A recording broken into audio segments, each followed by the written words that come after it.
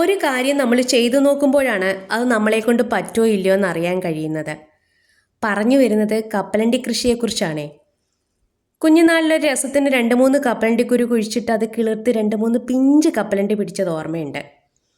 ഇപ്പോഴും ഒരു രസത്തിന് വേണ്ടിയാണ് ഒരു 30 തോടോടുകൂടിയ കപ്പലണ്ടി കുഴിച്ചിട്ടത്. പക്ഷെ അതെല്ലാം കിളിർത്തു. ഇനി ഇതെടുക്കുമ്പോഴറിയാം എത്രമാത്രം കപ്പലണ്ടി പിടിച്ചെന്ന്.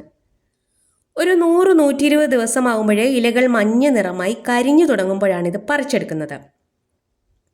ഒന്ന് പരീക്ഷിച്ച് നോക്കിയപ്പോഴല്ലേ അറിയുന്നത് ഇത്ര ഈസി ആയിരുന്നോ കപ്പലണ്ടി കൃഷി ചെയ്യാനെന്ന്.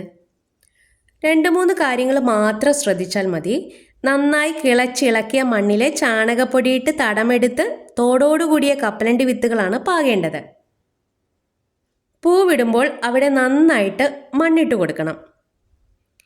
ഈ പൂ വരുന്ന ഭാഗത്താണ് കപ്പലണ്ടി പിടിക്കുന്നത്. ഈ തണ്ടിൽ ഇടയ്ക്കിടയ്ക്ക് പൂവുണ്ടാവും.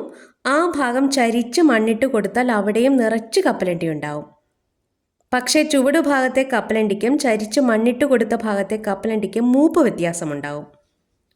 ചുവടു ഭാഗത്തെ വിത്ത് പാകമായിരിക്കുമ്പോൾ ഇത് പിഞ്ച് കപ്പലണ്ടി ആയിരിക്കും. ആ സമയത്ത് നമ്മൾ നനയ്ക്കുമ്പോൾ ആ നനവ് ചെല്ലുമ്പോൾ പാകമായ കപ്പലണ്ടി മുളച്ച് പൊന്തുമെന്നാണ് പറയുന്നത്. നമുക്ക് നോക്കാം ഇതിൽ എത്രമാത്രം വിത്ത് കിട്ടുമെന്ന്. മണ്ണിളക്കി കപ്പലണ്ടി നട്ടു നനച്ചു എന്നല്ലാതെ ഒരു വളവും ഞാനിതിന് കൊടുത്തില്ല.